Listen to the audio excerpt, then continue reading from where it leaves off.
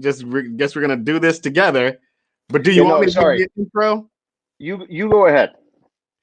Hey, everybody! You know what time it is because you tuned in. And if you didn't tune in, it's time for Haber's latest show featuring me, Marz Timms. And this is a very, very special episode. This is our weird potato chip tasting supreme show. So let's make some noise for your host, Aaron Haber! Haber! Haber! Woo, woo, That was very woo. good. I'm glad that you did that. I'm just so used to starting my own broadcast, and I was like, this is a different. But that was good. That was worth it. Thank you. Thank you. Sorry for stepping on your toes there. Don't you Uh, ever step on my toes. Thanks, Gene. We will try to stay safe during this potato chip tasting supreme, but there's no guarantee. Um, so because of you guys and your generosity, we hit a tip goal. It was $200, 100 during one of our broadcasts, and 100, whatever, for the rest of the week. And so now we have gotten, and last week we went over which of potato chips we should get. And here, let me get bigger here. There you are. And so we picked out 5 chips. Now we're not going to remind you what they are now. It'll be part of the fun if those of you who don't know. But I was going to call you by your Facebook name. Marz and I have 5 bags of potato chips from different countries, and maybe to those countries they're the normalest thing in the world, but to us, not as normal, Nope. right? Nope. Not as normal at all. I'm so And excited. I'm excited as well. And before we start, I wanted to thank our sponsors: Admiral, Vegas Brent, Dick Long, Jason Short, John Yoder, Tina Lynn, Mark Gage, Jack Bury, Sports for the Blind, Bernie, and Brenda, who not only is a sponsor, but also put the sponsor list up for me to read. Thank you very much, Brenda, kind of like our Yeah, producer Brenda. here. Also sponsored by my ball sack. So, Ha! Ha! and my ball sack is happy today. Oh, that's a real sack of balls. Look at Yeah. the balls No, on you. I think, Brenda, we're just doing the potato chips today. Brenda said to remind people to think of categories for thoughts from Mars. And I just think we're just eating potato chips. We're eating potato chips. Yeah, I hope people aren't too disappointed. So now let me go through some of the flavors that didn't make the cut. Okay. So let's see here. Let's do the picture in picture, and let's see here. The pictures are so small here. This one did not make the cut. Almost. Okay. Thank you, Brenda. I appreciate that. You're on top of things. By the way, hi Don, hi Gene, hi Let It Be, hi Brenda, hi everybody. Here we go. This one almost made the cut, but didn't quite make it. BandAid in a public pool. Now, by the way, Mars, what do you think? With that like almost made it. Yes. Hey, if you swam in a public pool, you've kind of tasted that. If you've gotten water in your mouth, you gotta. I've definitely tasted that. Yuck. So what I want to say, by the way, is I did not create these, and I actually don't know who did. They're just floating around the internet. If you can find who actually created them, all credit to them.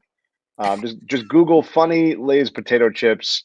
I just thought it would be fun to do this. So, okay, so that one did not make the cut, almost, but did not make the cut. Now let's see here. Another one that almost made the cut, but didn't quite make. Admiral, how you doing? Yes, the menthol flavored Blingles. Did you get any of those? No, I did not go out and purchase those. Although I'm pretty sure I know a few spots where I can get them. Yeah, I'm not privy to those for some reason. I don't know. No, they don't sell them in your neighborhood. No. Menthol black Pringles. They sell cactus flavor in my neighborhood. Ah, okay. No. Next one almost made the cut.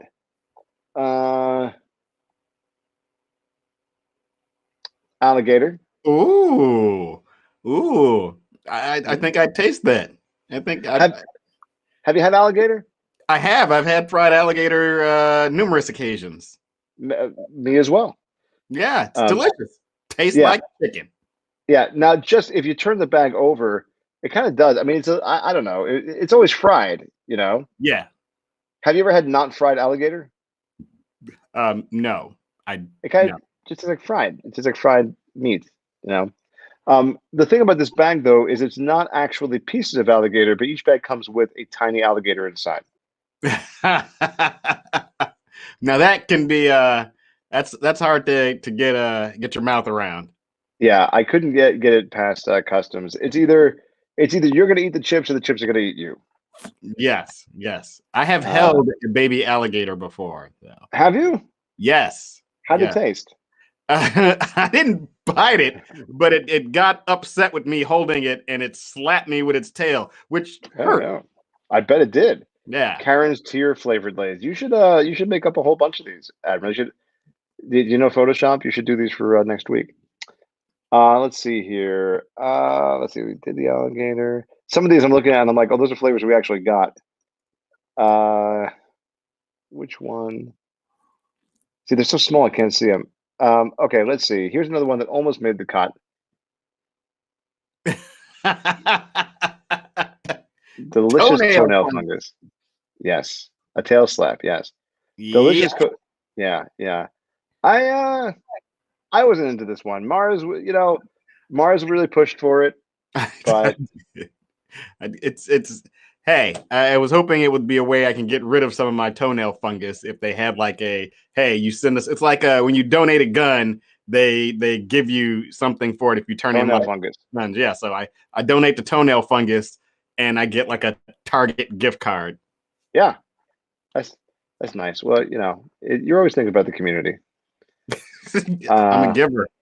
yeah, you're a giver. Okay, they're available in hundreds and forties. Oddly enough. Oh, the Blingles, what you're saying? Yes, It's the bit off piece of blingo. my lip. Ow. It has fun of the name. Oh, yes, it does. Hang on, I need to put in some Blistex and heal my lips. Oh, Let's what see, are they? lady Blistex. pinky toe chips, jam flavor. Yuck. Yeah, As Pusha it's T would jam. say, yuck. It's jam because you can't jelly it into somebody's ass. I've Uh, never heard that saying no, before. really? No. Yeah. I thought that was a big Chicago thing. Nope. Uh, Nope. Jellying it in someone's ass is not a Chicago thing. all right, so let's see here. We have two more left, I think. I was pushing for this one, but unfortunately, I couldn't get permission, or I should say, a prescription. It's Xanax flavored potato chips. uh, that is look. I I looked at him. I'm like, wow, Aaron is great with this Photoshop and like putting Not the me. pills. That's really good. It's a guy named. Well, I don't know if he made it, but this is from 2016. ADDND.wordpress.com. He's the guy that made that. Yeah, because that's my Uh, favorite. That's that I think. salt and vinegar bag. I know Yeah, that bag anywhere. yeah, yeah, yeah. And then finally,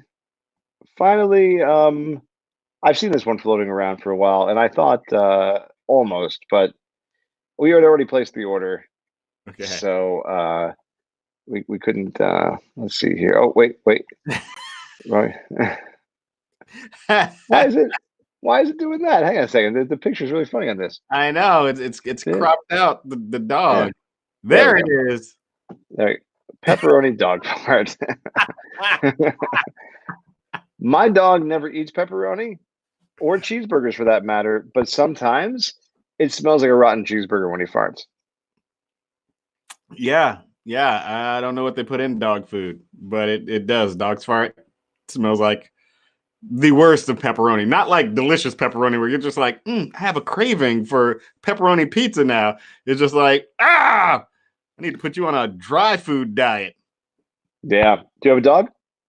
Uh, kind of currently, yes, but no. I do have a dog that is residing at the house. His name is Charles. Charles, is it your kid's dog? No, it's my aunt's dog. Oh, that's nice of you. My Aunt Jean. Shout out to my Aunt Jean. Is Charles a proper gentleman, or is he kind of a ruffian? He is very much a proper gentleman. He is a Chihuahua. He is such a proper gentleman. I think he might have autism because he just doesn't bark. He has no emotion on his face. He just stares. You know, he doesn't make eye contact, but if he needs something, he will come up and he will stare at you until you look at him, and then he will look away, but he won't walk away, and he'll just stand. Is it possible that you have a stuffed dog? he has been dead for many years. Yes. The taxidermist brought him back, and yes, that's Admiral is renting to own a dog. He has a 30-year payment plan. Oh. Now, see, Let It Be says Chihuahua doesn't bark either. See, now when I was growing up, I had another aunt who had a Chihuahua named Twinkie, and Twinkie would bark all the time and was the most vicious dog I'd ever met. And so I just naturally assumed all Chihuahuas were these just like devils, but this Chihuahua does not. He doesn't bark at all. Maybe that dog was just a dick. Probably, yes, because we all the kids thought he was a dick. Yeah. Let's get actually. There's one last one potential flavor that we did not get. I thought we should, but we weren't able to get it, and that is this one, KFC flavor. And oh no, wait, we actually got that one. Yeah. That'll be our first bag of potato chips. So, what I thought we would do, Marz, and let's do a picture-in-picture here. What I thought we would do, I don't think the potato chips have to be. Let's try this. How's that? Maybe. What I thought we would do is we would each try a chip. Okay. And then we would grade the chip on a scale of 1 to 10. With 1 being like I just ate someone's ass after they went to Sizzler, and 10 being I would definitely order this again. It was delicious. What if you like eating ass? Not saying that I do, but I'm not even speaking about eating ass. Do you even know what Sizzler is? I know what Sizzler is. The steak restaurant. Oh, the steak restaurant. Yeah, not quite. I mean, they may have steak, but that doesn't. I have steak. I'm not a steak restaurant. Okay. So when I was a kid, for a treat, we would go to Sizzler.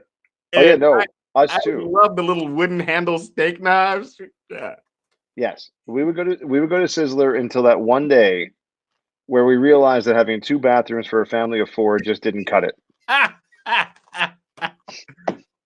Yes, as an adult, we also used to go to now.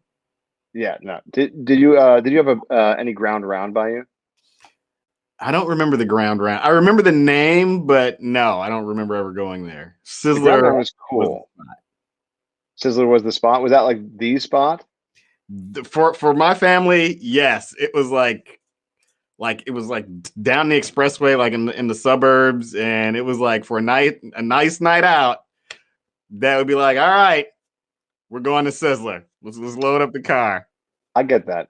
I've tried to take my my now 4-year-old out for a nice dinner with the family, and we just came to the conclusion that there's absolutely no reason to do that. He just ruins it, and not because he's a bad kid, just because he's a kid. It just absolutely ruins it. Oh, so we're just like, it's like fuck it, we're just going to McDonald's, and even that, you had 1 bathroom for 5 people. Wow, yeah, that's a lot of people for 1 bathroom. Yeah, you got to double duty that. Yeah. It's like the gymnasts, the circus people where they're just standing on top of each other. Mm-hmm. Yep. All right, should we open this? Yeah, let's do it. Let's open it. And then in between, I'm going to cleanse my palate with bliss bags. Okay, the openability is It was a little tough. no, I don't first smell it. Ow. What was that? No, I'm disappointed there's no actual chicken in it. It doesn't smell like anything. Yeah, it kind of has a smells like the bag a little bit. Yeah, it smells like the bag. That's right. All right, so should we go for this? Yeah, First potato chip. the KFC flavor. Even when you smell the potato chip, it smells like nothing. Yeah.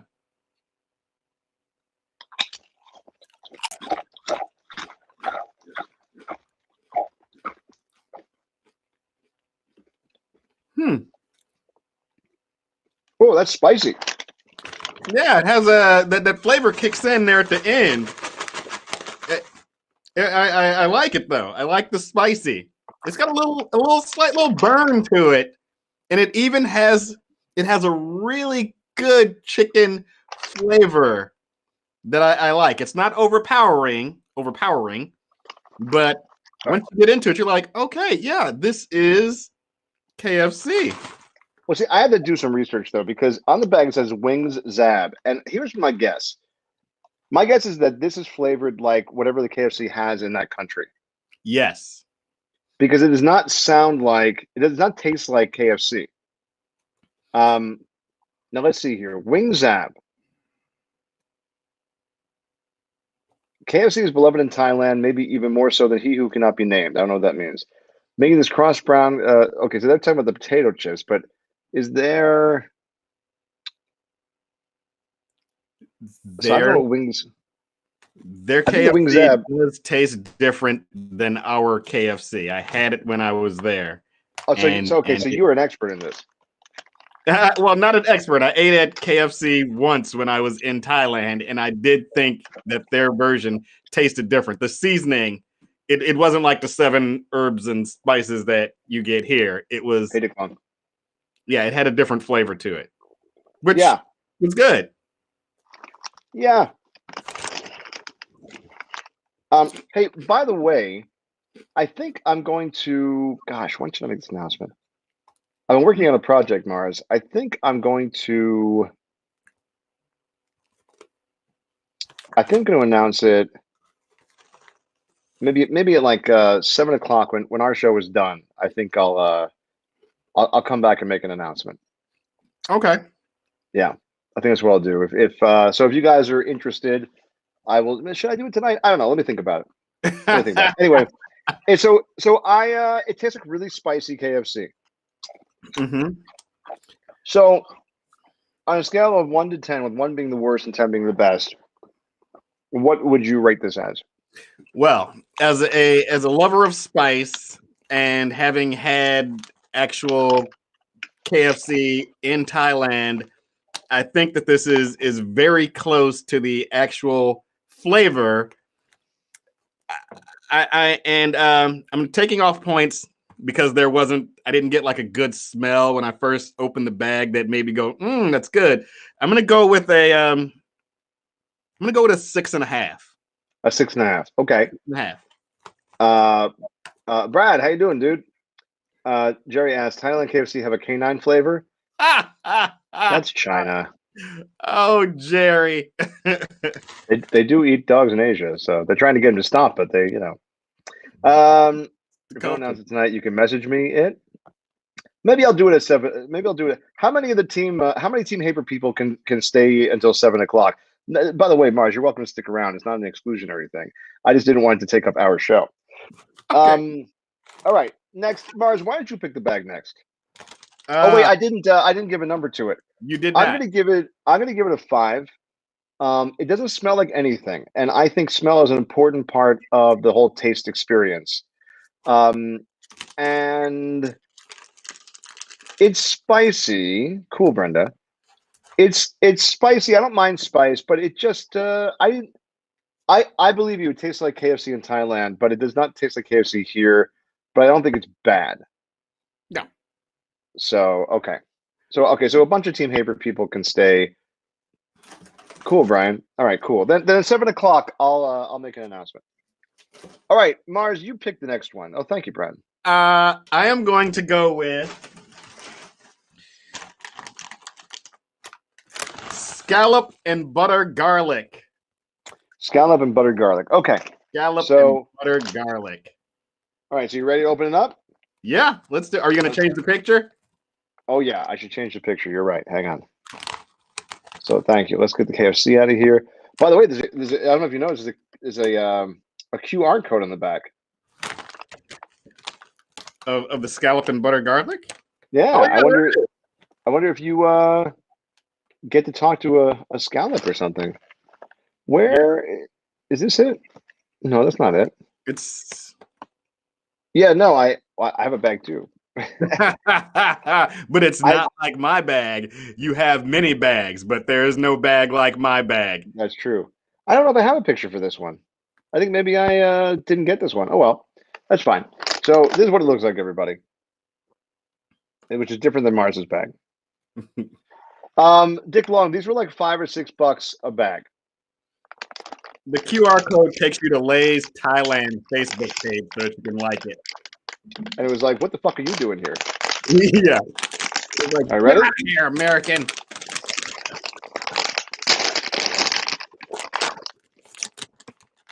Oh, the smell is there.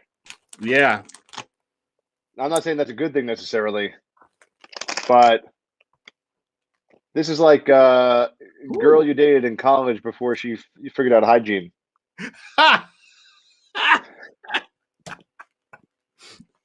Or garlic. or garlic. No, it has a very seafoody smell to it.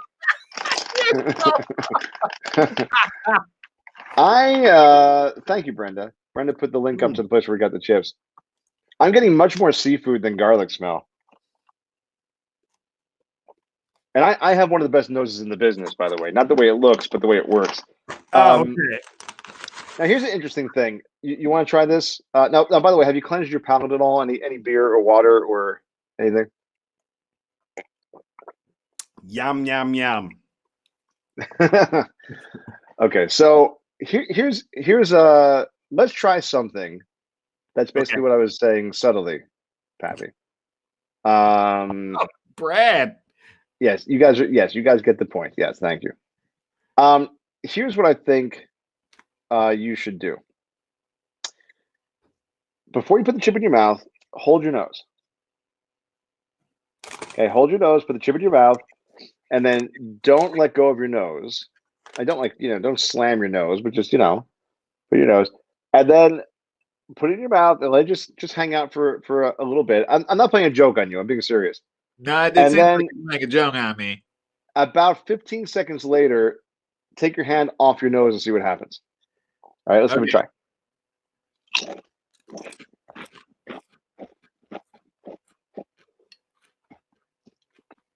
Oh, yeah.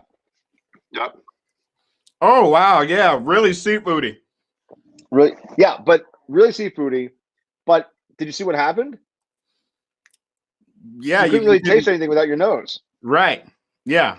And then they have when these, you taste it, you're just like, wow. Yeah. There's a chocolate, like the Marz family, the Marz bars and everything. You said you worked for the Marz plant, right? So they have the Ethel M brand down the street. I mean, like down like 20 minutes, and they have chocolate tastings, and I learned that at the chocolate tasting. This definitely tastes like what it's supposed to taste like. Yes. And I think I would like scallops, butter, and garlic, but I don't know. I don't know about this one. Yeah, it tastes exactly like it. And I like, it's weird. I like buttered scallops and garlic, right? Thank you, Frankie. It's really nice of you. Yeah, you can't request a song, but it's very nice of you. If you want to, you can. Maybe I'll hum it or something. Thanks, Frankie. I haven't seen that one before. So it definitely tastes like buttered garlic scallop. Yes. See, I try to dig and get the chips from the bottom of the bag because the good flavor ones settle to the bottom. I don't think the flavor is going to change. Yeah, but they have more seasoning on them. is what I think. Okay. So Marz is implying a gravity seasoning theory.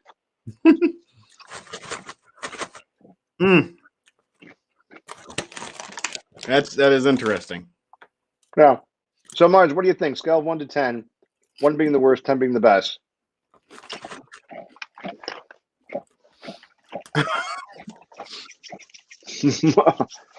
I'm gonna go to 3. Explain your 3, please. My 3 is because I don't like it. It tastes like what it's supposed to taste like. Yeah. But for a potato chip, for me, I don't like it. I'm I going to don't. give it a 6 again. Wow. Because 6. it didn't lie to us, you know. No. It is as advertised. I do like seafood. I haven't had scallops for a while, but I do like seafood, and I'm like, okay, well, this is definitely weird, but it is weird. But I don't mind the taste of it. And you can get that seafood taste without thinking I might die of food poisoning. I like the color of the bag. The bag looks great. I love the color scheme. I like butter. I like garlic. The scallops. I'm not feeling the scallops. I bet that you have a baseball cap in this color. No. No. I guessed wrong. What about salmon flavored? I mean, I wouldn't bet against it, Gene, but we have 5 flavors. We've done 2 now. We've done 2 flavors now. Yes. By the way, in this broadcast, if somebody tips $1,000 tonight, I will eat my own dick. Oh, so, yeah. Yike! Just put it out there. Well, I want to see. We did the potato chips. Do I want to see this? Well, I'm not gonna eat it now. I've got to prepare it. Then how will people know that they got the bang for their buck? I know. Look at that. Brad just tipped us a hamster. He did. Thank you, Brad. Brad, that's a $40 hamster. Awesome. Yeah. You badass. And Marz and I go 50-50 on this show, so we each get half a hamster. Oh, I thought we were gonna go half a dick. Yeah. No. Sorry. You have to eat half of your dick. That's right. All right. So that means we really have that much time in the show. All right. I choose now. Yes. Let's move away from seafood. Okay. And let's go to Kobe beef. What's the proper way to say it then, Marz? Kobe beef. Oh, okay. Well, I know you've had Kobe beef in Japan. I thought maybe, I don't know if it was Kobe or what about pecan flavored chip? I mean, Gene, take your suggestions to the Lay's company. I don't have any say over it, but a good idea, by the way. Yes. Now, why is it? Hang on, let me change the image here so we can see the full bag on the thing. There we go. Oh, it's tiny, but pecan. I mean, listen, Gene, if you go onto Google, you will find so many different potato chip flavors. All right, you ready to open this bad boy up? I want to say that this might be my favorite bag. Yeah, I just cool. I like the black and the gold and the steak on the front. Yeah. The steak looks delicious. The bag is cool. Yeah, very cool bag. Where's this one from? Good question. I don't know. I think it's from Thailand. Okay. Either Thailand or Taiwan. It might be Taiwan if I'm looking at the writing correctly. Kobe. It's yes, this is Taiwan. You are so international. Well, I have seen just a touch international writing. That doesn't make me international. But yes, this is Taiwan. The others were Thailand. Yeah. And we have one from China, which we have not gotten to yet. All that in a bag of chips. All right. Thank you again, Frankie and Brad, for the singing hamster. All right, let's open this up. Oh man, this bag is like breaking into Fort Knox. Yeah. Might have to get my wife. All right, there we go. Ugh. I don't like that smell. No. It's like stale rental car. I was gonna go with stale potato chips. Yeah, no, that's hey Vada, thank you very much. That's not very good. Let's see if it tastes better. And also, so these are like plain chips, right? There's no ruffles or anything to them. The KFC were ruffled, and the And garlic. they were also ruffled. These are plain. Let's see if it makes a difference. Let's see. You ready?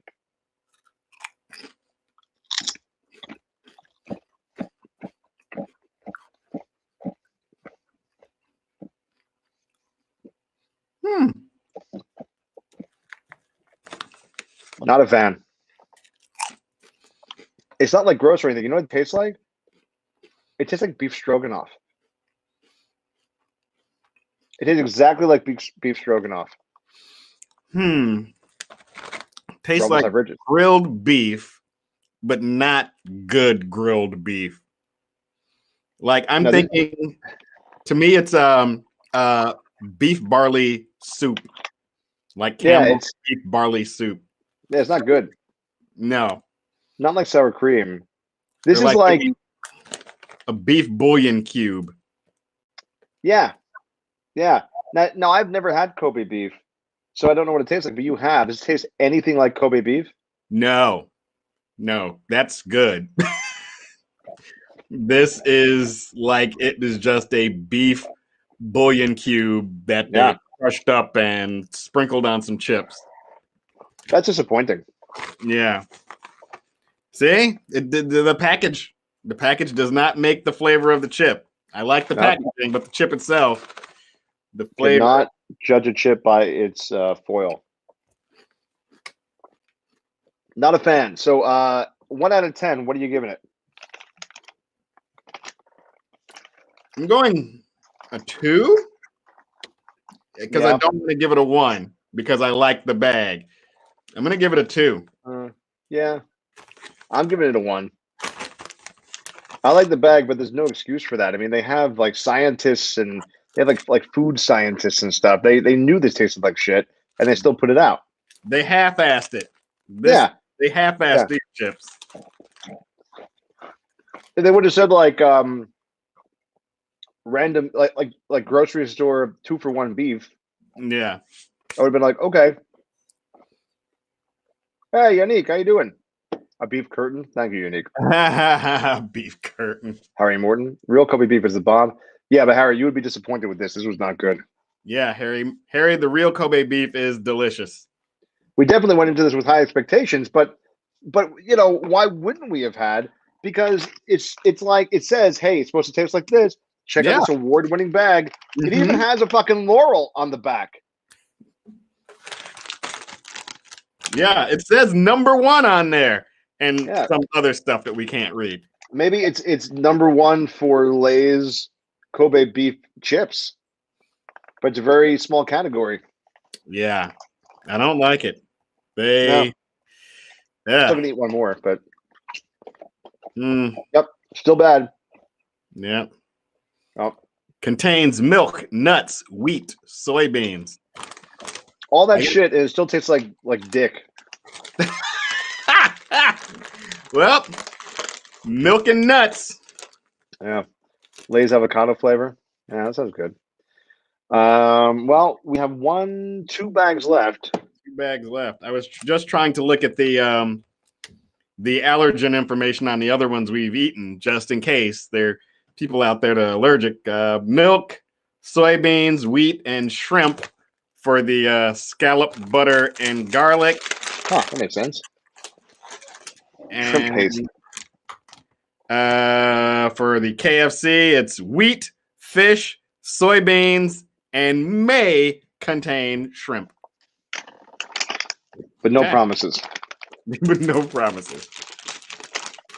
Now, is that in English here, or can you read a different language? I'm trying to find it.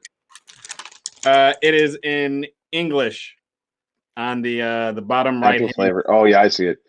Fish, soybeans, and may contain shrimp, but don't sue us if it doesn't. Don't bring it to a factory and call our bluff. Yeah. May contain gold flakes. All right, we have 2 bags left.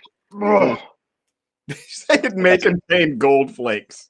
I got some KFC spice on my. Okay. I got some So- scalp paste on mine. What? Let's combine the flavors. I'll tell you what, though. Out of the 3, the scallops are the most honest and the best, I think. Now, you may disagree because you've had KFC in Thailand.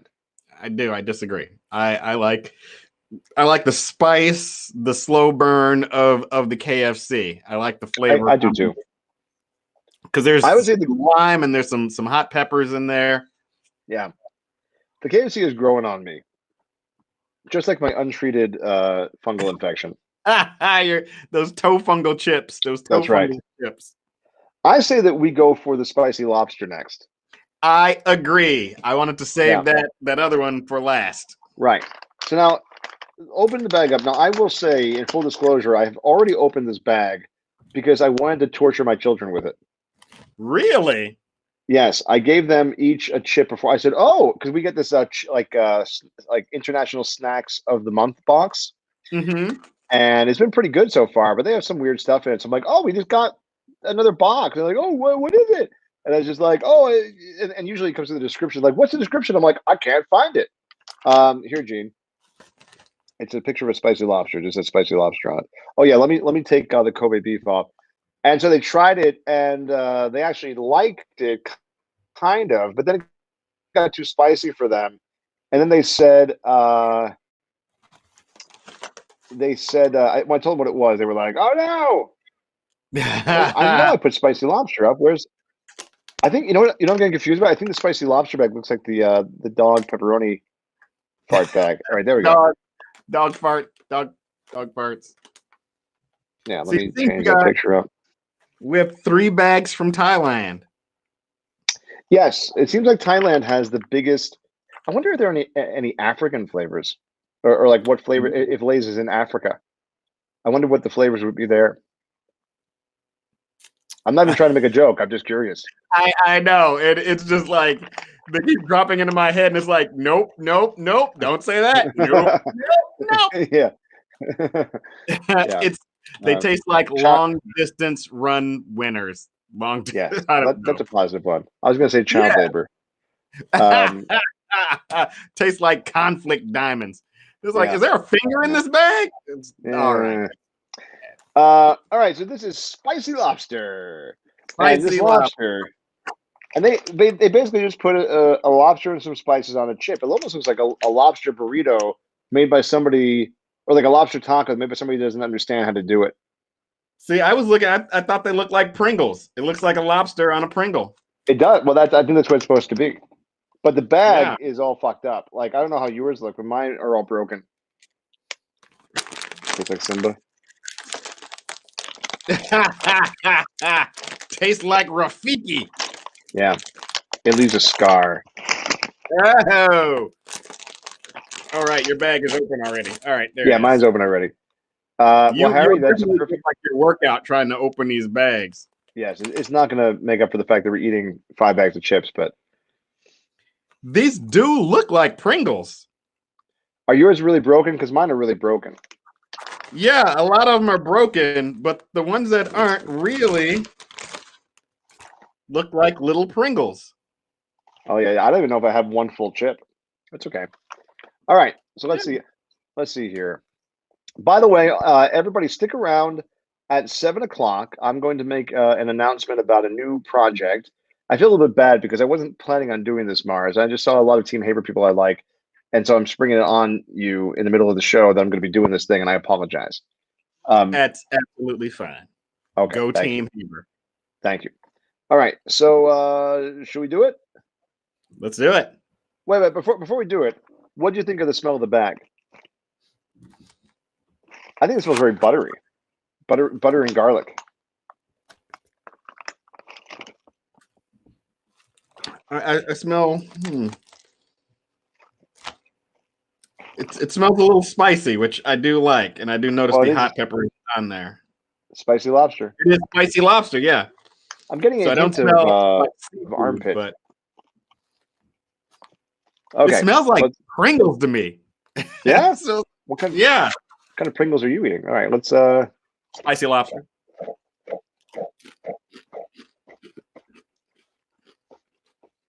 I feel like they've really nailed the seafood. Hmm. Okay. Okay, spicy lobster. Okay.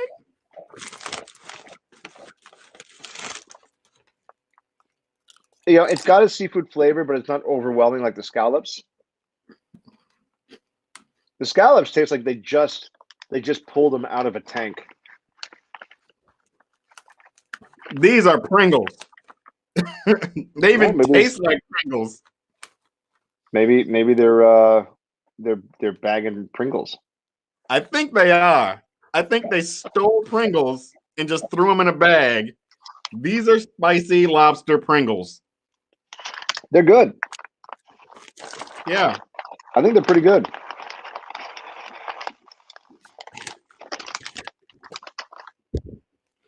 Mm.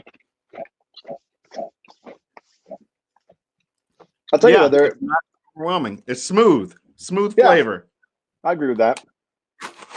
I would say that the only ones that we've had so far that anybody had a really bad reaction to was you and the scallops. Like you really didn't like the scallops, but for me so far, there hasn't been any that I've been like, oh my god, I'm gonna fucking barf. It's just that some of them were disappointing. Yes, the Kobe beef was very disappointing. Yeah, that was I think maybe the closest I came to gagging. I think I've tried it's crab flavored chips. I think I have. I know in New England I've tried some chips like that. Yeah. All right, so Marz, And the flavor stays with you as well. I like that. do you like seafood? I do. You just don't like scallops. I don't like scallops. I like lobster, crab, certain fish. I like escargot. Love escargot. I like escargot too. Yeah. Yeah, Love escargot is mussels. delicious. Yeah.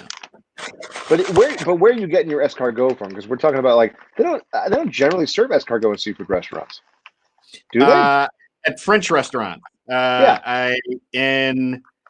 There's I had them in, well, my favorite place that I've had them were Montreal.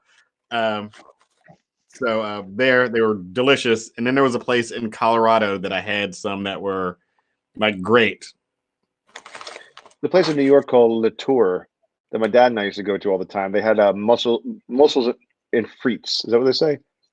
Moule frites, and they just bring you different flavored buckets of mussels, and then they bring you French fries with it, and then they had escargot as well. I think. That was pretty good. Yeah. Yeah, I would say these are pretty good. And I had mussels in Puerto Rico that were on the beach that were like really, really good also. Oh, wow. Yeah, thumbs up on the spicy lobster. Surprisingly. Oh, I'm gonna go. What freaks me out though? Sorry, what were you gonna say? I was gonna say a 7. I'm gonna give it a 7. I am tempted to give it a 7 just because I peer pressure, but I think I'm gonna give it a 9. Ooh. Because I mean, compared to the ones we've had, this is on par. I would say it's on par with the KFC. I like the taste of this one better. Yes. It sounds shellfish, thank you. But I think it's pretty good. It's pretty good. I think it's pretty good. That's good. All right. Wow. Hey, Vince, how you doing? Thailand is a hub of potato chips. Who knew? I mean, and listen, there are so many other flavors. All right, should we do the last bag? Let me clean my palate. Cleanse.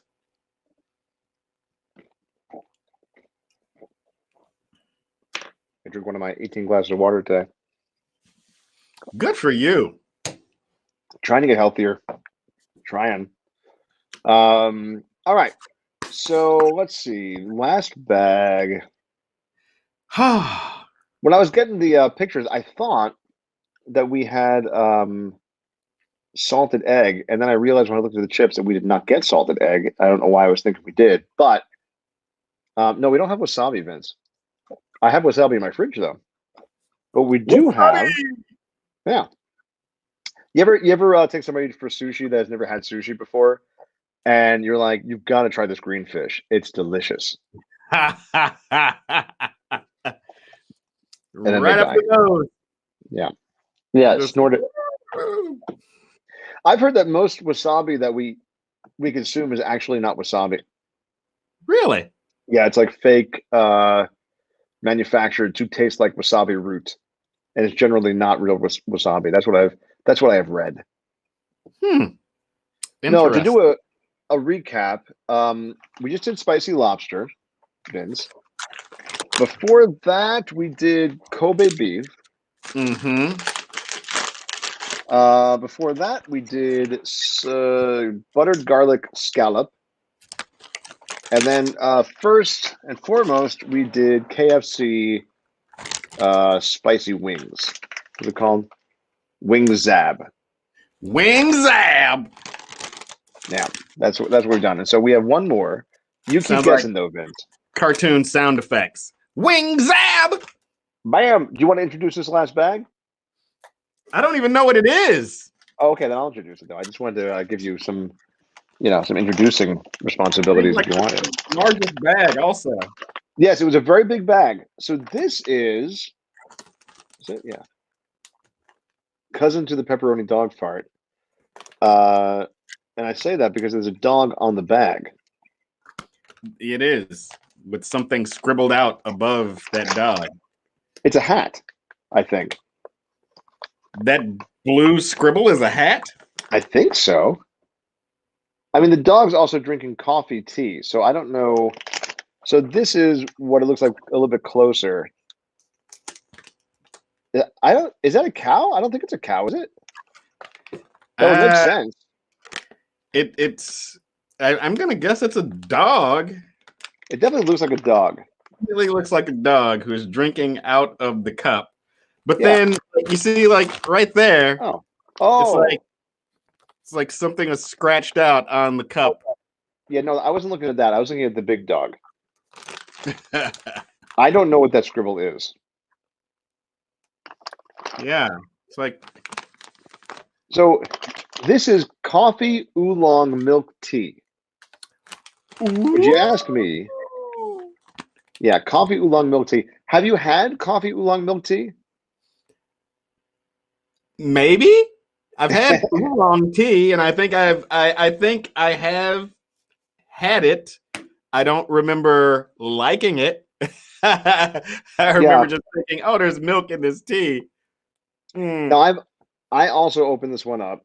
Yeah, chips from China with a dog on the bag. Yeah, well, it's not all of China that eats dogs. It's mostly rural, and they're trying to stop it. Anyway, I've already opened this up to give it a couple of my kids. So, Marz, if you want to view the on your bag. Did you taste it though? I'm not gonna lie, I did already taste this. Wow! That smell, it hits you right in the face when you open the bag. I think it smells delicious. Wow. I would keep this bag around for years if the smell continued to be there. It smells like coffee or milk tea. It definitely has a high potency on the smell test. I think there's also chocolate in it. Wow. Look on the bottom left, bottom right of the bag, and there is a cup of chocolate pieces. Yes. Or coffee, cocoa. I mean, it looks like blocks of chocolate. Maybe that's the oolong tea. I don't know. That is good. It smells great. Let it be. What? That's really good. Although now my nose is running, so I don't know. Maybe it's has healing power. I don't know. Ugh. Okay. Chips from China with a dog on the bed. Good luck. Well, Tacey, in Admiral's defense, they do eat dogs in China. I mean, I know it seems like one of those things you're not supposed to say, but there's like a big movement to try to get them to stop having like dog meat festivals in China. So he's not being racist there. They actually do that thing. I'm sure that the people who live in the cities aren't really doing that, but okay. Anyway, should we? So the smell, by the way, I give it 10 out of 10. Excellent smell. The smell is delicious. I would tell everybody to get these chips just to smell it. Don't even eat the chips, just smell it. And maybe before you go out, you know, when everything opens back up, maybe just turn the bag inside out and rub it on yourself. Yeah, you can go out and say, "Ooh, chicks or dudes, whatever you're into." Come from your shift at Starbucks. Yeah. No, they're not even going to know. They're just going to be like, "I want to go home and lick you." All right. Well, we haven't eaten them yet, Lenape, so let's see. You ready? I'm ready. All right, here we go. You got a cat food coffee.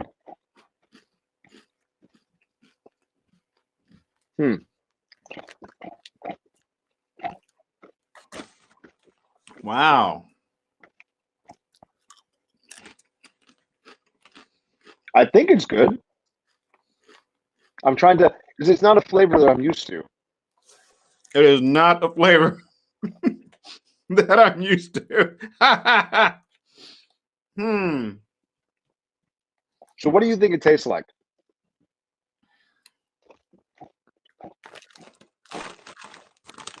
I might, Vince.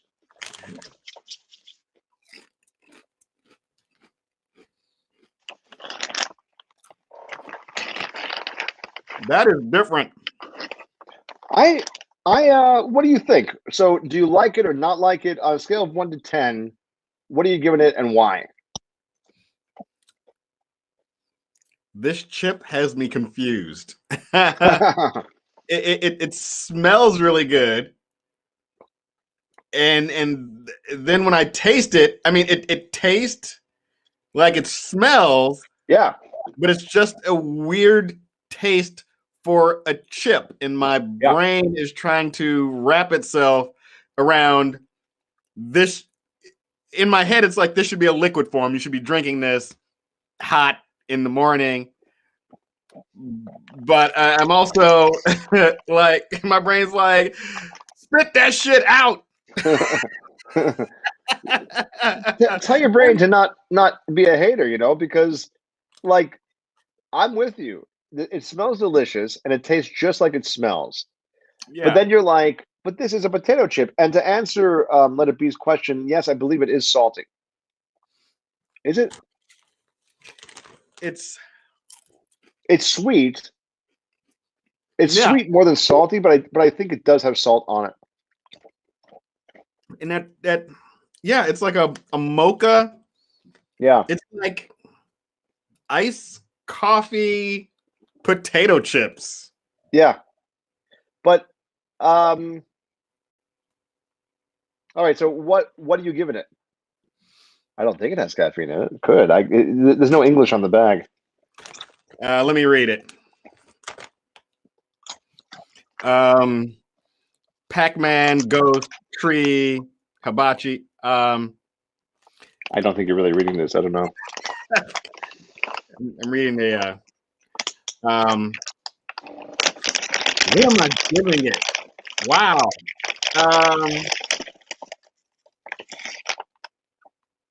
Jeez, this is the hardest one. That's why we saved it for last, I guess.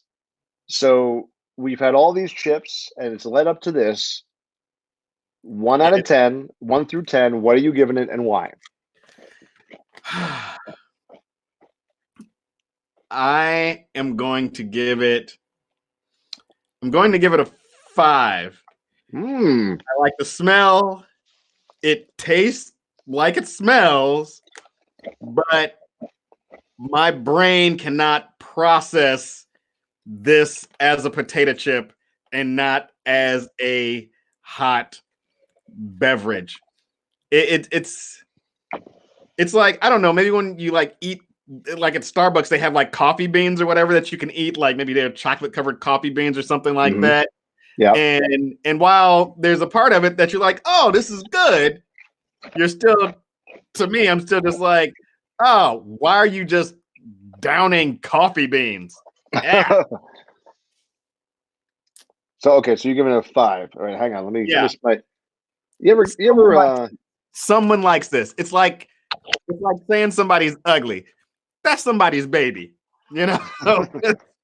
this is somebody's baby that's like, don't you talk bad about milk oolong tea potato chips. I will kill some. That's like making fun of flaming hot Cheetos in the wrong neighborhood. You get yourself shot. Don't nobody say nothing bad about flaming hot Cheetos because they are the best. Somewhere there's a whole neighborhood of people that are like, we will beat your ass if you talk bad about milk tea oolong potato chips. So I'm giving it a 10. Whoa! I'm giving it a 10 because you know what? It says what it is, right? You open the bag. Thank you, Anna. You open the bag and it smells just like what it's supposed to smell like, and the smell is delicious. It's really good. And then you eat it, and I agree with you. It's confusing, right? Very. Yeah. But it's just like you know, that really exotic chick you dated in college. And you're like, I don't know what the fuck is going on, but I love this. and she smells like seafood. And she it's a different girl. I didn't smell like great in college anyway, so you know. Anyway, so and then you're eating it and you're like, this is good. This is like a dessert chip.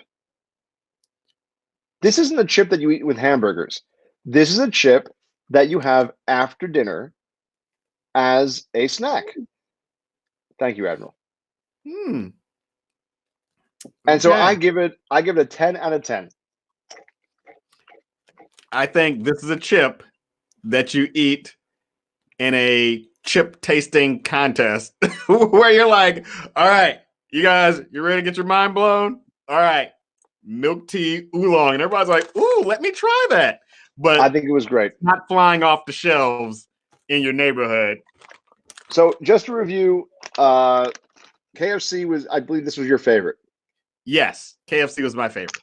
This was my favorite. And don't you all say, of course it was.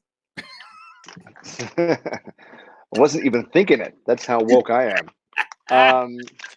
And then the spicy lobster, I would say, is both of our second choice. What do you think? Yes, that was definitely my second choice. And then I'm going to say that you think this was the worst, the buttered scallop. No, I thought the Kobe beef was the worst. I'm agreed with you. Kobe beef was the worst. Yep. Yeah. Marz, when's your next Asylum show? We're working on it. Hopefully in 2 weeks. Didn't mean to put you on the spot. Just wanted to promote the show. Didn't put me on the spot. Asylum, check it out. ASLYM TV on Facebook and Instagram. It was a really good show. And Marz, where can people follow you? Because we're getting out of here in just a minute. Where can people follow you? Of course, here, but where else? Here, Instagram, Facebook, Marz Timms. Marz like the planet, except with the Z. TIMMS at Marz Timms. Now, Marz, thank you. To make it easy for everybody, I'm not going to end this broadcast. Marz, you're welcome to stay. You absolutely don't have to. We go until 7 o'clock. I've made this whole thing weird, but should we say good night and thank you? Thank you, everybody, for watching Haber's latest show featuring me, Marz Timms. Thank you very much, Aaron Haber. This was a blast. The weird potato chip tasting supreme. Excellent. Yeah, thank you, Marz. And as always, you're a fantastic, I would say, co-host as opposed to sidekick.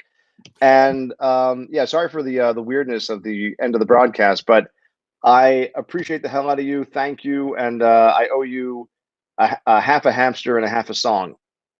Okay. Thank you, Brenda. All right, man. Peace out. Do I leave or do I get to stay and listen? You can. Oh no, you can absolutely stay and listen if you want to. Okay. Do you want me backstage listening? For this one, yes, if Okay. you don't mind. But you can absolutely stay and listen, and we can even talk about it. You know what? Why don't you come on? It's up to you. If you're gonna stick around, I'll put you in picture. No, I'll stay backstage. Do what you're gonna do. Backstage. Okay. Yeah. All right. All right. So, you guys know how, and I'm definitely gonna do another broadcast about this. By the way, this is kind of like an extra for watching my show with Marz. And there were just so many good Team Haber people here that I really like that have been watching me for a long time. I don't know if Yannick is still here, but that was cool that that he came back in. I think yesterday. I haven't seen him in a while, so that was nice. And so, you guys know I've been excited about something. And Mars, we should actually talk about this as well, like off show, because it's something that maybe we can collaborate on or something. Um, so I the last couple of years, I've kind of been like, what the fuck am I doing? A lot of you guys have been watching me, and you've been like, shut up, Aaron, just get your shit together already. And I may have already gotten my shit. I may have gotten my shit together. Things started happening a few weeks ago, and as you know, I love comedy, but I've also been writing, and I've been wanting to write. And thank you, Harry. And I started to learn about this community as well. But I haven't joined a cult, by the way, not really. But I started learning about this community and about this technology, and it blew my fucking mind. And so, let's see. Let me get now. I wasn't prepared. I wasn't actually prepared to do this. So give me a second here. I am going to put the link here for this thing, but I'm not going to do it yet. I'm just gonna keep it like that. Now let me give me 1 second. I want to be able to show you. Oh no, I have the picture already. Okay. This is a thing that I'm very excited about doing that I think I can do and be very satisfied doing for the rest of my life. Hopefully a long life. Let me upload a picture here. How many of you know what NFTs are? How many of you have been following the news about this thing called NFTs? They've been around for a while, but they've just blown up over the past month or so. Now, where is my? Let me just get a picture up here. Let's do standard. Okay, I guess I should ask, does anybody know what NFTs are? Mars, backstage, do you know what NFTs are? No clue, no clue, no clue, don't know. Okay. This is not going to help, by the way, but let me get this off picture. Stephen, you're not wrong, but it's not nearly the full picture. Oh, Brian, you do Top Shots. Okay, so Brian knows what they are. Okay, so NFTs stand for non-fungible tokens. Okay, fungible means that it is replaceable, so easily replaceable. Money is fungible. All right, so you have a $10 bill. I give you another $10 bill as a trade, and it's a non-fungible. That's fungible. It could be replaced, right? I can even give you two fives. I can give you 10 ones. I can give you whatever. It's easily replaceable. Now, a non-fungible is something that cannot be replaced. It is one of a kind. There is one Aaron Haber who is me, right? There are other Aaron Habers, but there's one Aaron Haber who is me. I am non-fungible in that respect. Non-fungible tokens are digital assets that are on the blockchain. And I'm going to do like a full on explanation of all this stuff in another broadcast for those of you that don't understand the technology yet. But you may be familiar with Bitcoin. There's also another coin and platform called Ethereum, and the coin is called Ether or ETH. Not as let's see, Bitcoin's around $60,000 a coin. Ether is around $2,000 a coin. But the thing with Ethereum is it's built a blockchain platform. And the thing with blockchain is that everything is absolutely provable. There is a history that can never be erased. It's not like it's a decentralized system where not there's not like one server that you can attack. Like it's I'm sure somebody could figure out how to maybe do something, but my understanding is it's almost impossible. You have to have 51% of the Ethereum servers in the entire world, and there are like millions of them, all attacked at the same time, all agreeing on something. I'm not going to explain it as good as somebody else can, but NFTs, for the most part, are built on the Ethereum platform. You can have NFTs that are off of it, but just to make it simple, an NFT is a digital asset that you can absolutely prove you own and nobody else does. A lot of the NFTs are one of one, meaning that there's only one, and you'll never make another one of them. And so, who said they do Top Shots? There's a company. I don't know if the company's called Top Shots, but they're working with the NBA to make these NFTs, and they've been around for a little while. And they have rights to video and images from like 2013 season through now, I think. And so, like, you can own an NFT of LeBron James dunking on someone, and you're the only person in the world that will own that NFT. All right. Um, I heard about it. I'd heard about it a little bit, and in fact, if you guys remember, a few years ago, um, that's right, Admiral. It would be impossibly expensive to hack it. So a few years ago, if you guys remember Josh was tipping me in crypto, and we were actually talking about doing stuff like I was giving him ideas like, oh, maybe I can do like a NFT soup hand or something to that effect or whatever. But anybody can put out an NFT for any reason. Right now, it is mostly artists doing digital artwork. And I definitely think that you guys should go online and look at some of them because they are fucking amazing. Like a lot, I mean, there's also a lot of crap out there, but some of them are just absolutely beautiful. They're all digital, although some of them do connect to physical goods. Still non fungible, but physical goods. What I decided to do was to put together my love of writing and also putting together forms. Like when I was in Chicago, when I was not necessarily with Marz, but when Marz and I were in Chicago, I was doing a lot of creating improv forms. I did one that was based on Grimm's fairy tales, and I was in another one that was a superhero show, and it was something that in improv we do all the time. We create our own forms based on you know the stuff that's already there. I decided to start, or I should say, create a literary form that lives within the NFT world, the non fungible token world. By the way, if you don't understand what the fuck I'm talking about, don't worry. It's probably going to take a couple of conversations. It's a little bit new and a little bit out there, but if you start reading the news, if you start Googling NFTs, you'll see some crazy shit. Um, this is one NFT artist called Beeple, and his stuff is amazing. His work is really great. He put out one new digital image, digital art piece for 5,000 days in a row. Sotheby's auctioned it off $69 million.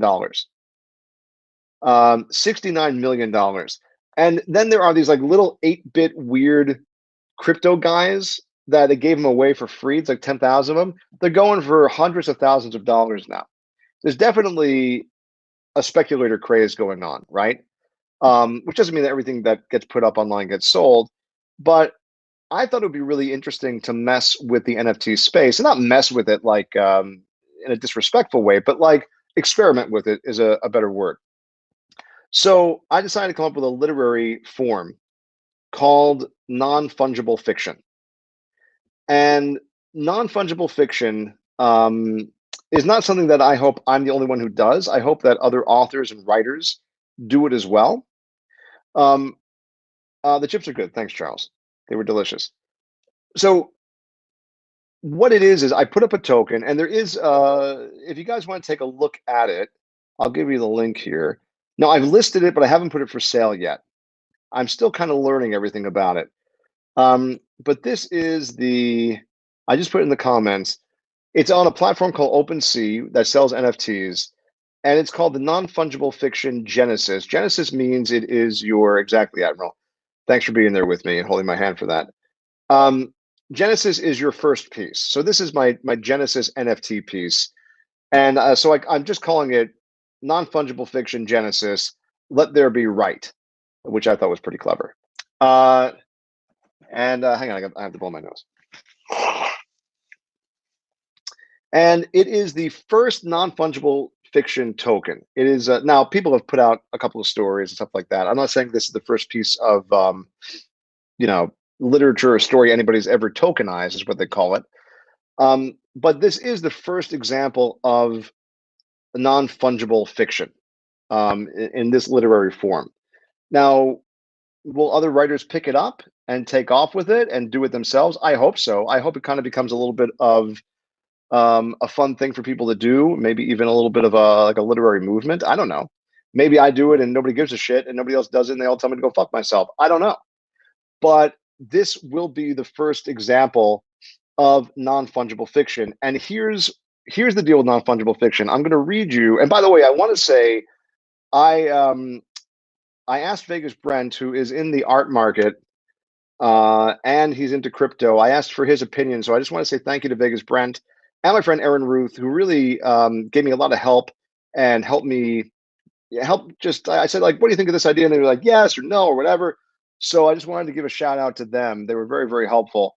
So um, so before I go any further, I will say if anybody has any questions about what I'm talking about, even the technical aspects of it, or even what it is, I probably could, Admiral. Ask me questions in the comments, or if you want to, you can ask me questions privately. But in the past 2 weeks, it really blew up because Grimes, who is Elon Musk's wife, she's an artist and a musician. Her work sold for about $6 million in like a very short amount of time. There's another guy named Blau who is it's called NFT, Charles, non-fungible tokens. And so there's another guy named Blau who is a DJ. I think he's out here in Vegas, and his stuff is sold for, I want to say, about $15 million so far. Now, again, there's something in common that all these people have in common. They have huge followings. So somebody is not going to get into the space without a huge following and sell stuff for $1 million right off the bat. But what people are doing is they're collecting these and they're purchasing them as a collection, as an investment, not just because they think they're great and they look nice. And that's true that a lot of them do, but you can resell them on the secondary market.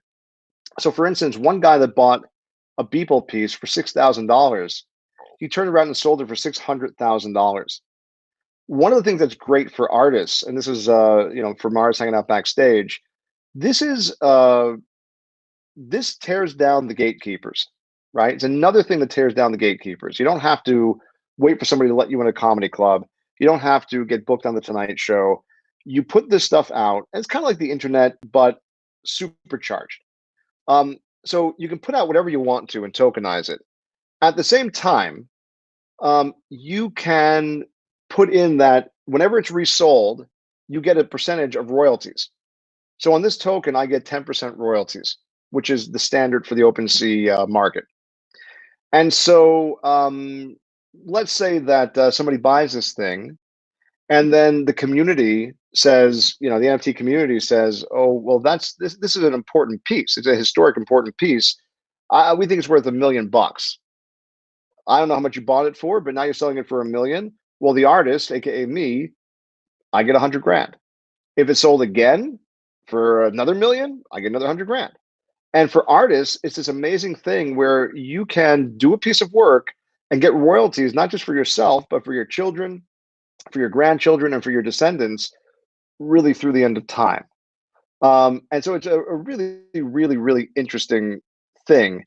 And plus, some of the work out there is just amazing. Now, the picture up on the screen, and let me take myself off for a second. The picture is not the NFT. You get a high-res version of the picture with the NFT, but this is not like, I'm not an artist like this. I went to a website and it just randomly generated this. It's called like word cloud art. And within it says NFF for non-fungible fiction. It says my name, it says Genesis, and it says non-fungible fiction. I just thought it would be nice to include an image along with it.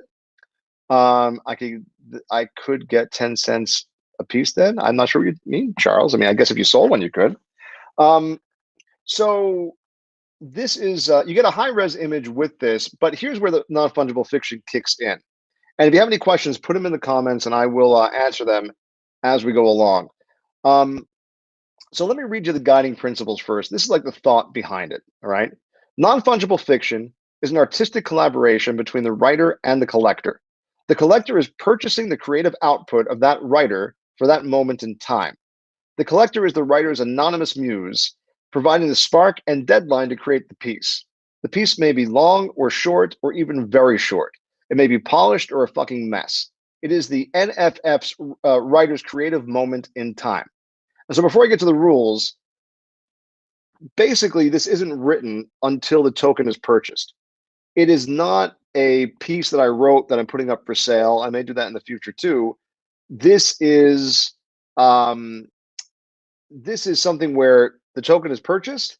I sit down and I have a certain amount of time to write whatever is in my head at that time. And hopefully it's amazing. Hopefully it's great. But it is from that moment in time, and that's what it is. And I kind of like that.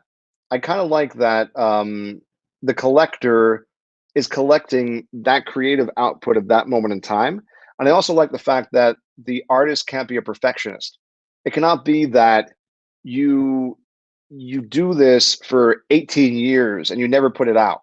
Because there are a lot of artists, and Marz, I bet Marz knows a lot of comedians and artists that just don't put their work out because they don't think it's right. It's not ready yet, right? Well, the artist doesn't have a choice. If they do this form, they have 1 week, and I'll explain it in the rules. They have 1 week and they can't spend more than 24 hours throughout that week on the project. But I love that it's a creative collaboration. And by the way, unless somebody buys it and tells me who they are, I have no way of knowing who they are. So the buyer is anonymous, and nobody can ever find out unless you go public with it. It's not part of the blockchain that they know who you are. It's just a wallet that's a randomized thing. So that's what those are the guiding principles. Now here are the rules behind it. Rule number 1: the writing begins when the NFT is purchased and not before. So again, I'm not going to write a story and then send it to you once this thing is done. I'm not going to attach a story in the original token. I'm going to say, oh, somebody bought it, pressure's on. I better sit down and I better take care of this and I better pump something out. So if I'm feeling funny, it might be a funny piece. If I'm feeling serious, it might be a serious piece. If I'm feeling like I want to like have word diarrhea come out, you might get like 20 pages of stream of consciousness stuff, but it'll be that moment in time and you'll be able to tell exactly when it is because of the NFT. It is that moment in time. Rule number 2: writer must deliver the piece within 1 week, but may not spend more, 1 week, but may spend no more than 24 hours on each piece. So I've told you that already. The reason why, in addition to not letting perfectionists never release their work, forcing those perfectionists to say, it's good enough, I got to put it out. And I bet you that a lot of the good enough is very good. I also want to protect the writer. I don't want a writer to sell one of these things, not make enough money to live on, and then sit there for like a year writing like a whole novel, right? And then they like can't get a job and they feel this responsibility and they fucking die, right? I don't want that to happen. So this is to protect the writer, so that they don't go overboard with. They can go overboard for a week if they want to. They cannot sleep for a full day and go 24 hours writing if they want to. I don't suggest it, but they can't do more than that if they're going to be honest with the process. Rule number 3: works may be of any length. All right. When I was talking to my dad, he was like, "Well, if it's very short and I spent X amount of dollars on it, wouldn't the collector be upset?" I said, "No, this is not a freelance writing gig. This is a collector buying a piece of art from the artist. Poetry would absolutely work, yes. So it may be 20 pages long. It may be 1 sentence long. Hopefully, if it's 1 sentence long, it's really an astounding sentence. And I bet you that in the secondary markets, there will be collectors who specifically hunt down long pieces from a certain functional, I keep on saying functional, non-fungible fiction writer, and certain collectors that will hunt down very short pieces from non-fungible fiction collectors. Maybe they want to display them in like a VR gallery somewhere or something. Could be 6 lines, could be 6 words. As long as the artist feels like they're putting in a proper effort and they like what they've done, then it just is what it is, right? That's part of the deal. Rule number 4: writer can edit, but must not send to an editor. And I put down in parentheses here, unless a disability necessitates the use of a partner. Like my wife is dyslexic, and maybe she would need to. She probably wouldn't, but just something like that. The work is meant to encapsulate that one writer's creative moment in time and space. Sometimes when I send a work out to a writer, they very much want to change the grammar, and they want to change the wording to make it like a perfect sentence. It's not supposed to be a perfect sentence. It's supposed to be what comes out of my head, you know. So I don't want it to be a collaboration of writers unless that's specifically stated in the original token. A couple more rules. Rule number 5: collector retains the rights to the NFT, meaning the token. The writer retains all the IP, which is intellectual property rights of any characters or writing for future use outside of the NFT space. Um, so here's what that means. Oh, thank you, Charles. Here's what that means. Um, you're buying that moment in time, and you were buying that token. If I write a story that is the next Harry Potter, and I write a very short story that becomes the basis of the new big thing, right? You don't own the intellectual property rights. You can't sell that to make a movie, but I can. I can even use the writing and republish it into like a collection of works. Okay, but you say, well, doesn't that lose the value then? No. Can you imagine if J.K. Rowling had wrote a very short story based on the characters of Harry Potter, and it was the first short story that involved these characters, and it was an NFT that you owned, right? Can you imagine? Like, she would have used that story, but you own the genesis piece of those characters, and you can prove that you own it. And can you imagine how much that would sell for right now? And so if you own a piece where me or one of these other writers comes up with the next giant franchise or next, really amazing American novel or international novel or whatever, and you own the NFT with the original piece, I think that NFT's value will skyrocket. And it's absolutely provable. In the art world, they call it provenance. And it's something I had to learn because I'm not from the art world. Provenance means that you can prove the picture's authenticity by a chain of ownership. It's basically like when something comes with a certificate of authenticity for collectors, right? That's what the blockchain is. It is absolutely provable, right? How does one get in on this? While you're talking about purchasing the token, or are you talking about actually doing one? I'm happy to help you with either one. So let's see. I think I have another two more rules.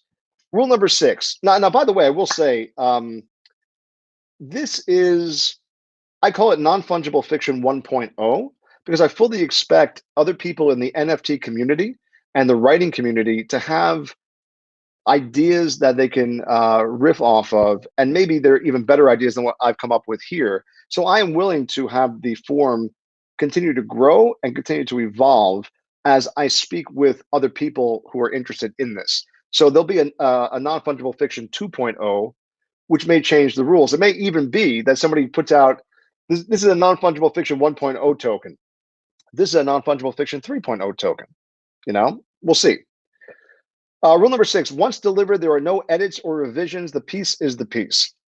Having done a lot of freelance work, asking for a friend, writing one, feel free to reach out on Twitter. Feel free to reach out. So I've done a lot of freelance writing work, and the client tells you, they either give you really great directions or really shitty directions, and you do the piece, and they read it, and they go, yeah, but maybe. This is not a freelance piece. This is like going to a museum and seeing a painting and then saying, yeah, can you please give this back to the artist and have them do it over? Like, the piece is the piece. The piece is the piece. I expect the first rule, no, you should talk about non-fungible fiction. I want you to. I just set up a Clubhouse room for non-fungible fiction. Anybody on Clubhouse, make sure you're friends with me, and I'll probably have a first non-fungible fiction chat soon. Marz, are you on Clubhouse? Do you have an iPhone or Android? iPhone? Okay, I'll send you an invitation. You got to get on Clubhouse, Marz. I'll talk to you about it. It's amazing. Okay. Tacey, there is no concern of counterfeits because that is the exact purpose of the Ethereum chain. Thank you, Kim.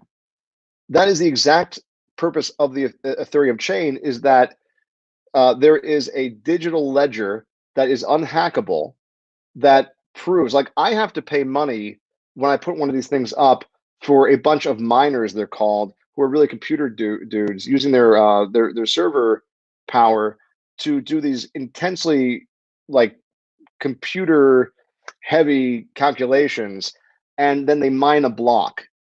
And so, like, this thing that I'm showing you, and I'll put the link up here again for those of you who just came in, this thing that I'm showing you here, it is a mined block on the Ethereum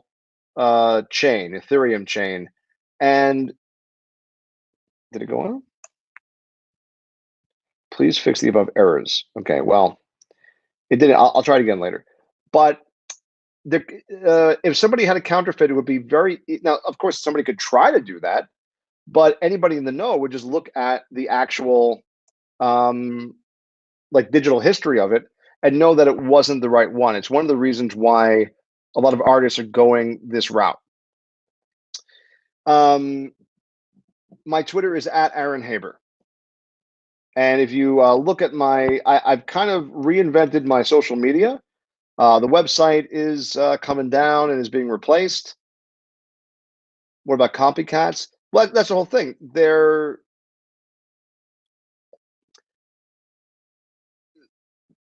It's a community. People wouldn't buy it, right? Like, if anybody knew anything about it, they wouldn't buy it, because why would they buy a copy of the token?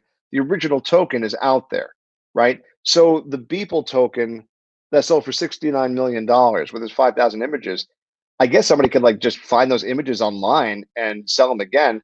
But besides the fact that you'd be messing with intellectual property rights, it's not the token. It's kind of a hard concept to understand. It took me a while to understand it. Part of it is that you own something, right? But part of it is the token itself, that you own the token that signifies that moment and that thing. Does that make sense? It's a little bit difficult to understand, but we'll do another broadcast where I talk specifically about non-fungible tokens to explain it a little bit more. Rule number 7, story may be delivered in any way, shape, or form, whether a new token, a print, an email, whatever. This original token, it has what's called unlockable content. So you cannot see the content from the actual, listing.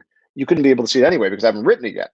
But the person who buys the token, and only the person who buys the token, gets a link, a random link to my files.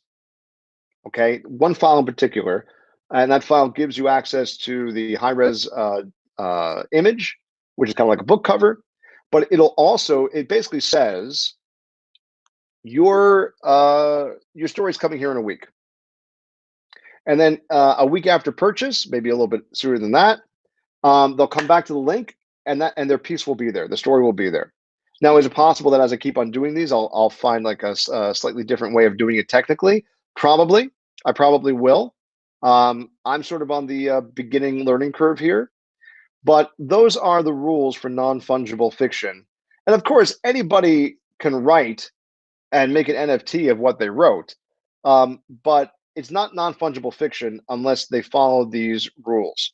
Now, I am changing my moniker a little bit. I'm obviously still Aaron Haber, but on social media, I'm also going by the non-fungible fictionist, because I will be doing not exclusively non-fungible fiction, but a lot of non-fungible fiction. And what I hope to do is I hope to write like I hope to write a lot of stories in collaboration with a lot of people, is what I'm trying to say. So the way that it works, I may put it up for auction, I may not. It really depends on who's interested. I'm bringing it to you guys first because you're Team Haber. I have no idea if anybody's interested in it or not. Of course, it would make me very excited if somebody bought it who I have a history with. However, getting paid for it, would also make me excited. So I'm going to start talking to the NFT community about it. Maybe tomorrow, probably on Wednesday. And the way that OpenSea works is it is listed there, but I haven't put it for sale yet. But even without it being for sale, somebody could make an offer, and I could accept that offer even before I put it for sale. Now, one thing I want to tell you is that it is not as simple as going on there and logging in and making a bid. It's a little bit complicated. It's a little bit complicated.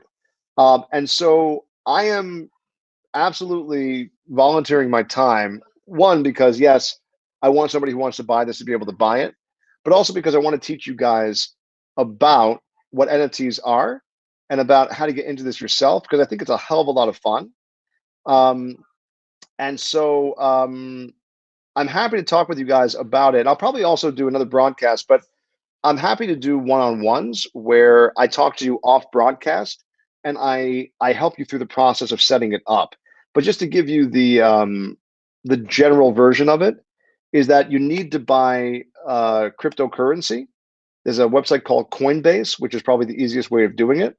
And you need to buy Ethereum in particular. Now, you don't have to buy like an Ethereum coin for $1,900. You can buy pieces of Ethereum. So I don't own a full Ethereum coin. I own about $700, which was meant to help me get established in this thing. And then once you have that, you would get a crypto wallet. And again, don't let your eyes roll into the back of your head. If people are wanting to do this, I will take you through the process and help you. I did it myself.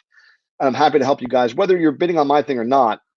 I'm happy to help you get involved in this thing, with the caveat being that I know nothing about investing in crypto. I am not like a crypto advisor. I'm just somebody that can help you get the technical aspects of it set up. So like my crypto wallet lives on my Chrome browser. It's very, very, very secure, to the point where if you lose your password and you lose this recovery phrase, you're never getting access to that wallet. So you have to be really, really careful. I'll talk to you about that too. But once you have a wallet and it has some crypto in it, then you can make a bid. And with the bid comes this thing called gas prices, and that's the miners doing the stuff. So even the bid would cost you a little bit of money if you lost. And so I'm happy to kind of talk to anybody who wants to get in on it um, before you make a bid. And it's, yeah, but it's the technology. I mean, it's a barrier to entry, but at the same time, it's also a barrier that protects the art and the artists and the community. But you're right, there is a barrier to entry. There's one site that allows people to pay with credit cards, and I've applied to be on that site, but they have like a huge backlog because a lot of people are getting into this at this point. So, are there any questions before we end this broadcast? And at the very least, I'd love for you guys to go and check out the listing, just because I've been working really, really hard on it, and I would love for you guys to just see it. Like, I'm really, really proud of this. And I have no idea whether this thing is going to even sell, right? Maybe it'll never sell and I'll never write the piece. Maybe nobody else will ever care about this idea and I'll never see the light of day. But I kind of think that it will sell. And I kind of think that other writers are going to be interested in this form. And I kind of think that this is a moment in history for NFTs and cryptocurrency, that there's a chance that this piece may end up going up in value. And by the way, there's also a chance that it doesn't. But I don't think I've felt as hopeful about something in a long time. Now, just a couple of thoughts. Feel free to reach out to me one-on-one on my social media. My email is, let me put it here. My email is theaaronhaber@gmail.com. The both. Oh, what, to reach out for me? Yeah, reach out to me if you want to talk about writing or buying. Sure, why not? I'm One of the things about this NFT community is it's really, really helpful, and I really love it. Everybody is really supportive, and so people have given me information. I want to give back and give you guys information. So yes, whether you're interested in buying my token or a future token, or whether you just want to learn how to get into the game here, I am definitely happy to share the information with you. Um, and oh yeah, so I was even thinking that, I've had a couple of Team Haber people kind of hint that maybe they might be interested, but not, anything concrete. Maybe you guys get together if you want to, and put your power together and do something. That being said, if this thing doesn't sell or if nobody from Teen Haber buys it, it doesn't make a difference to me. I love you guys. I just wanted to share it with you guys first because you've been with me, a lot of you, from the beginning. And I really feel like this is something that I'm going to do, I hope, for the rest of my life. I'm really, really excited about this. And this is the first piece. So that's it. Once again, I want to thank Marz Timms, who's been hanging out in the background. And thanks for doing the show again. And Brenda, thank you for being for helping me produce this thing. And she wrote my sponsors here again: Admiral, Vegas Brent, Dick Long, Jason Short, John Yoder, Tina Lynn, Brenda, Mark Gage, Jack Bury, Sports for the Blind, and Bernie.